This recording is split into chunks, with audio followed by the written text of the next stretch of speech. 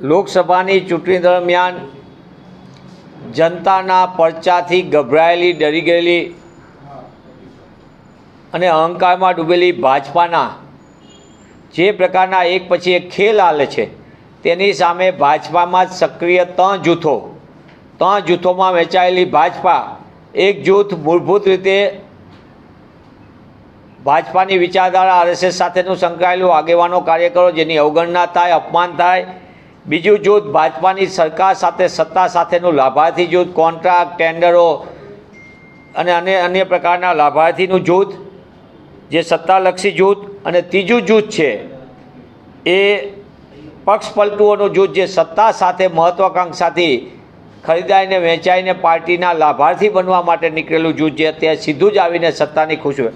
આ ત્રણ જૂથ વચ્ચે ચાલતી ખેંચતાણના કારણે જે રીતના એક પછી એક ઘટનાક્રમ સામે આવે છે. ગઈકાલે રાજકોટની અંદર ભાજપાના નારાજ નેતાઓ અને પોતાનું મિશન પાર પાડવા માટે ખોડલધામ અને કોંગ્રેસને બદનામ કરવાનો હીન પ્રયાસ કર્યો છે. આ એફઆઈઆર કોઈ એક પત્રિકાના નામે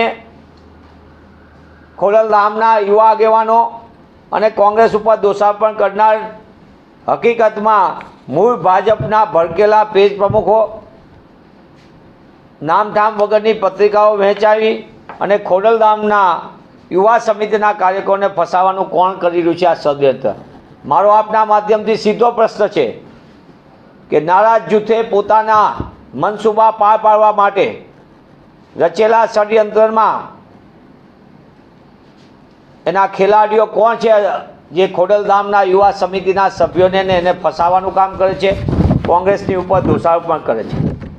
તંદુરસ્ત ચૂંટણીમાં અવરોધ પેદા કરવા પોલીસ તંત્રનો દુરુપયોગ થઈ રહ્યો છે.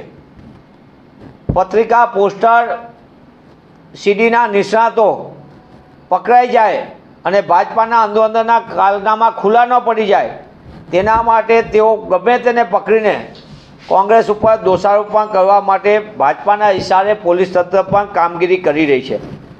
પોલીસ તંત્રની શંકાસ્પદ કામગીરી ભાજપાના લાભાર્થી થવા માટે, એટલે કે સારું પોસ્ટિંગ મેળવવા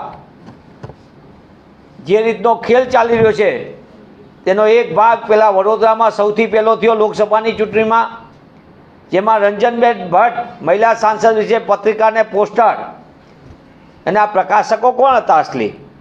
સમગ્ર વડોદરા જાણે છે. જે 18થી 20 માર્ચ 2024ના આ સમયગાળામાં આખો ખેલ થયો. સાબરકાંઠાની પત્રિકા કાંડ એ આખો પ્રસિદ્ધને વેચનારા કોણ હતા? વલસાડમાં પત્રિકાઓ વોટ્સઅપ પર વાયરલ કરનારાઓ અને ભાજપાના નવાગંતુકની સામેના તમામ પ્રકારના ખેલ પાડનારા કોણ હતા? સુરેન્દ્રનગરની અંદર ભાજપાના ઉમેદવાર માટે એની પત્રિકા વોટ્સઅપમાં વાયરલ કરનારા કોણ હતા? રાજકોટ, આણંદ, બનાસકાંઠામાં ભાજપાના કારનામા અને કાવતરાના સ્થાનિક નેતાઓના જે માથું બનીને ફરતા હોય એ બધાની પત્રિકાઓ વાયરલ કરનારા કોણ? અને જ્યારે કારનામા અને કાવતરા ખુલ્લા પડી જાય ત્યારે ભાજપા લાજવાને બદલે ગાજવાનું કામ કરે છે. મારી આપના માધ્યમથી સીધી માગણી છે કે જો ભાજપામાં હિંમત હોય અને ભાજપાને એમ લાગતું હોય તો પોલીસ તંત્રને આગળ કરવાને બદલે વડોદરાની, સાબરકાંઠાની, વલસાડની, આણંદની, સુરેન્દ્રનગરની સહિતની પત્રિકા, પોસ્ટરના અસલી કાવતરાખોર અને અસલી પ્રસિદ્ધ કરતાઓના નામ જાહેર કરે. પોલીસે બધા ગોતી લીધા એટલે વડોદરાની તપાસ બંધ કરી દીધી, સાબરકાંઠાની અંદરની પણ તપાસ બંધ કરી દીધી, વલસાડની પણ બંધ કરી દીધી. સુરેન્દ્રનગરનો વોટ્સઅપ મેસેજમાં વાયરલ કરીને જે પ્રકારના એક પછી એક ચહેરાઓ ખુલ્લા પડ્યા એ પણ બંધ કરી દીધું. ત્યારે રાજકોટની ઘટનામાં કોંગ્રેસ પક્ષના લોકપ્રિય ઉમેદવાર શ્રી પરેશભાઈ ધાનાણીને મળી રહેલું જનસમર્થન, જન આશીર્વાદ, તમામ જ્ઞાતિ જાતિને સ્થાનિક નાગરિકોના અપાર આશીર્વાદથી જે રીતે આગળ વધી રહ્યા છે